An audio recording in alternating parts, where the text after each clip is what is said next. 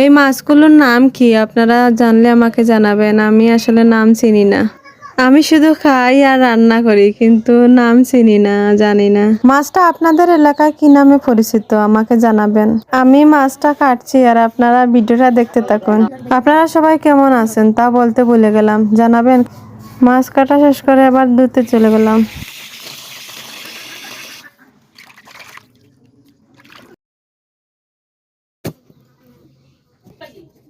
আমি সাধারণ মানুষ, তাই সাধারণের মতোই থাকতে পছন্দ করি। যা পাই তাই রান্না করি, আমি আলাদা কোনো কিছু রান্না করি না। বাজার থেকে কুমড়ো এনেছেন, তাই কুমড়ো দিয়ে মাছ দিয়ে তরকারি রান্না করব। আমি সাধারণ, তাই সাধারণের মতোই থাকতে ভালোবাসি।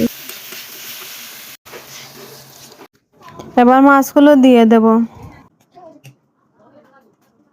এবার তরকারি রান্না হয়ে গেল। আপনারা সবাই চলে আসুন তাড়াতাড়ি। আবারও দেখা হবে নতুন